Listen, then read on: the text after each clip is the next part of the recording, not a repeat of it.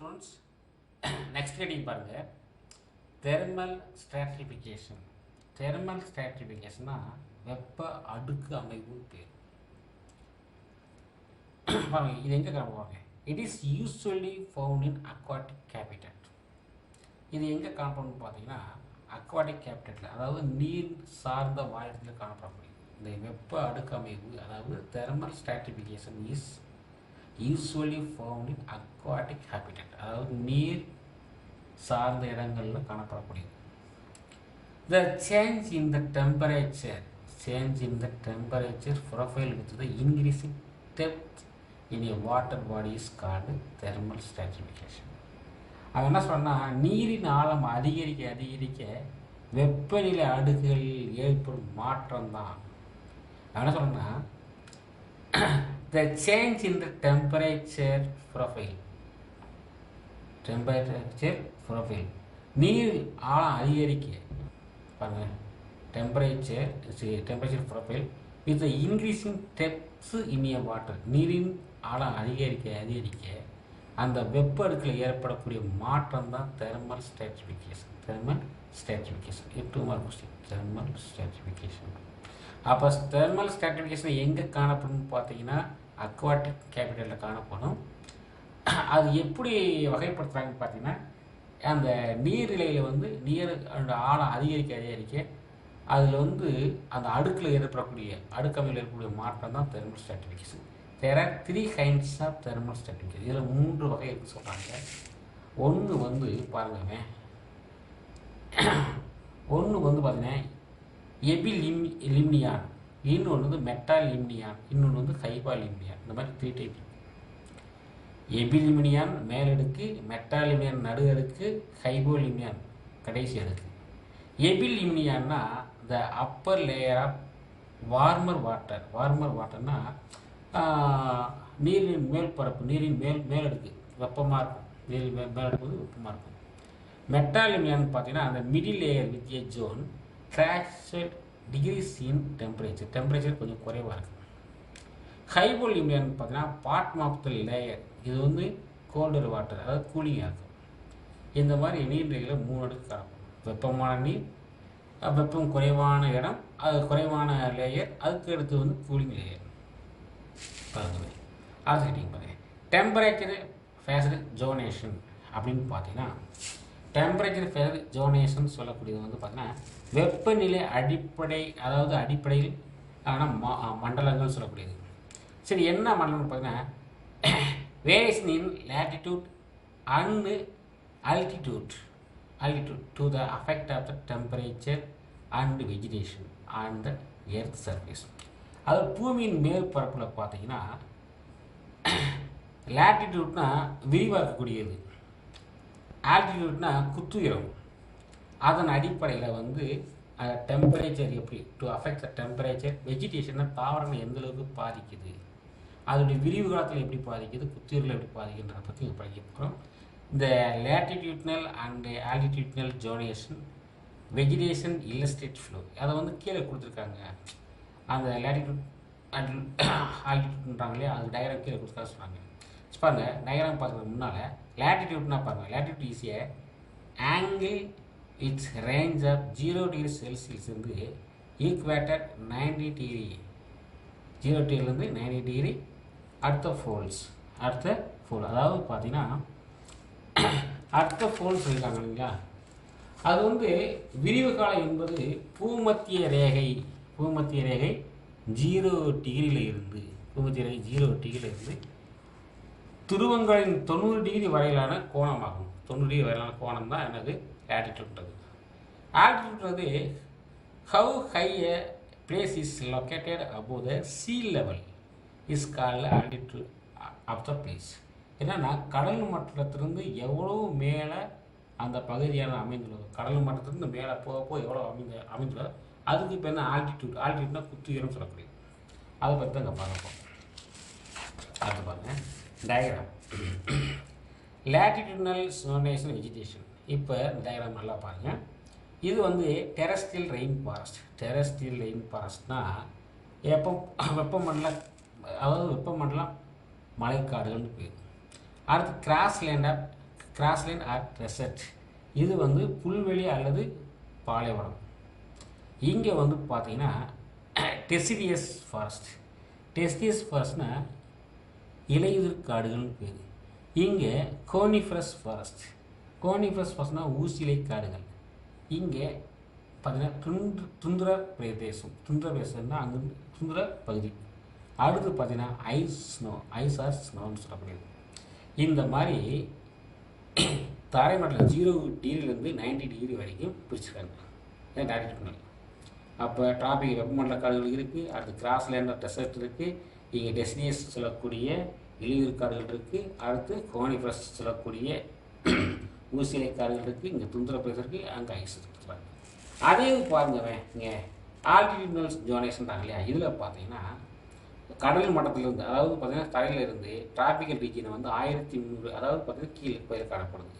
1300 அடியில் இருந்து 1800 அடி வரைக்கும் கிராஸ்லேண்ட், தரைமட்டத்து கிராஸ்லேண்ட் வந்து டெசர்ட் காணப்படுது. அடுத்து தரைமட்டத்திலிருந்து 3000 அடிக்கு மேலே 4000 அடி வரைக்கும் டெசிடியஸ் ஃபாரஸ்ட் காணப்படுது. கடல் மட்டத்திலிருந்து 6500 7500 வரைக்கும் கோனிஃபரஸ் ஃபாரஸ்ட் காணப்படுது. அதேமாதிரி கடலிருந்து 10,000 12,000 வரைக்கும் துந்திர காடுகள் காணப்படுது.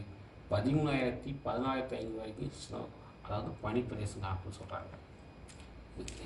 இங்கே பாருங்க. அடுத்து இப்போ effect of temperature. Temperature effect என்னன்னு பாருங்கள். இதனால் என்ன பாதிக்குன்னு பாருங்கள். கீழே பாருங்க. The following physiological process are the influenced by temperature. என்ன சொல்கிறாங்கன்னு பார்த்தீங்கன்னா, வாழ்வியல் செயல்முறைகள் வெப்பநிலைகளால் பாதிக்கின்றன. வாழ்வியல்னா தாவரங்களுடைய வாழ்வியல் செயல் வந்து வெப்பநிலைகளை வெப்பத்தினால் எவ்வாறு பாதிக்கப்படுது பார்க்க போகிறோம். இந்த temperature affect enzymatic action of all the biochemical reaction in a plant body. என்ன சொல்கிறேன்னா, வெப்பநிலை வந்து ஒரு தாவர உடலில் நடைபெறும் அனைத்து உயிரியல் வேதியியல் வினைகளுக்கு உதவும் நொதிகளின் செயல்பாட்டை பாதிக்குது. நொதிகளின் செயல்பாடு வெப்பநிலை அதிகமாச்சுன்னா தாவரங்கள் நடக்கக்கூடிய என்சைமேட்டிக் ஆக்ஷனை பாதிக்கும். நொதிகளுடைய செயல்பாட்டை வந்து வெப்பம் அதிகமாக இருந்துச்சுன்னா பாதிக்கும். அதனால பயோகெமிக்கல் ரியாக்ஷனுடைய செயல்பாடு தடைபெறுகிறது. வெப்பம் அதிகரிக்க தாவரங்களுடைய உடலில் அந்த நொதிகளின் செயல்பாட்டை பாதிக்குதுன்னு சொல்கிறாங்க. அடுத்து பாருங்கள், it influence CO2 and O2, அதாவது carbon di oxide and oxygen solubility in the biological system. இவங்க என்ன சொல்கிறாங்கன்னு பார்த்தீங்கன்னா, உயிரி அமைப்புகளை வந்து கார்பன் டை ஆக்சைடாக இருக்கட்டும், அது ஆக்சிஜனாக இருக்கட்டும், அதை வந்து கரைதிறனை வந்து பாதிக்குது. வெப்பம் அதிகமாக கார்பன் டை ஆக்சைடும் ஆக்சிஜன் கரை முடியல, அந்த கரைதிறனை வந்து பாதிக்குது அப்படின்றாங்க. அடுத்து increase respiration and stimulus growth of seedlings. அதே இன்னும் என்ன, சுவாசத்தை அதிகரிக்கிறது மற்றும் நாற்றுக்களின் வளர்ச்சியை தூண்டுகிறது. சொல்லுவாங்க. நாட்டுக்கள் சீலிங்ஸ்ன்றாங்க இல்லையா, அதை வந்து இந்த வெப்பநிலை வந்து அதிகமாக சீலிங்ஸ்னால் நாற்றுக்கள் அதனுடைய வளர்ச்சியை வந்து தூண்டுது. ரெஸ்பிரேஷனை வந்து தடுக்குது. ரெஸ்பிரேஷன் வந்து அதிகமாகுது. அடுத்து பாருங்க, low temperature with high humidity can spread disease to plants. அவன் என்ன சொன்னான்னு பார்த்தீங்கன்னா, உயர் ஈரப்பதத்துடன், லோ டெம்பரேச்சர் வித் ஹை ஹியூமிடிட்டினா அதிகமான ஈரப்பதம், டெம்பரேச்சர் வந்து குறைவாக இருக்குது, வெப்பநிலை வந்து குறைவாக இருக்குது. இதனால தாவரங்களில் வந்து டிசீஸ் ஏற்படும், தாவரங்களில் வந்து நோய் இருக்கும். டெம்பரேச்சர் குறைவாக இருந்து அதிகமான ஈரப்பதம் இருந்தால் ஏற்படும் சொல்கிறாங்க. அடுத்து, the varying temperature with moisture determine the distribution of the vegetation types. ஈரப்பதத்துடன் மாறுபடும் வெப்பநிலை தாவர கூட்ட வகைகளின் பரவலை தடுக்கிறது, தீர்மானிக்குது.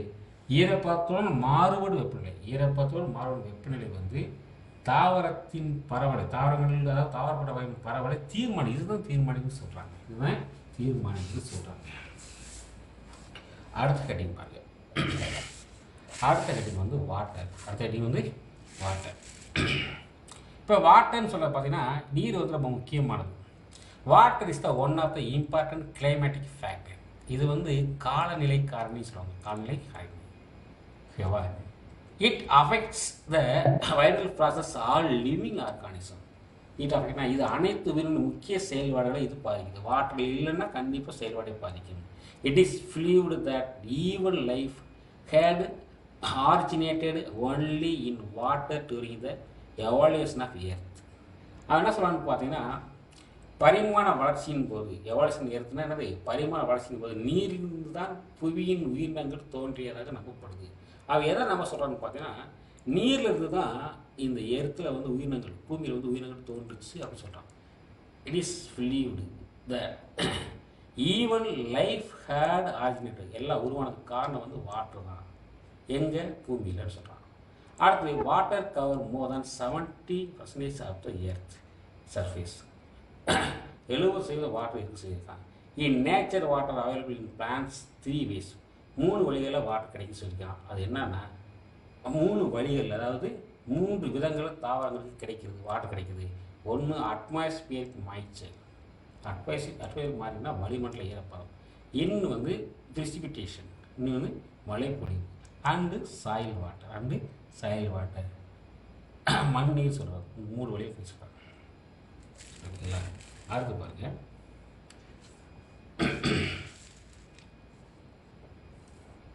பாருங்க இந்த productivity and distribution of plants depend upon the available water.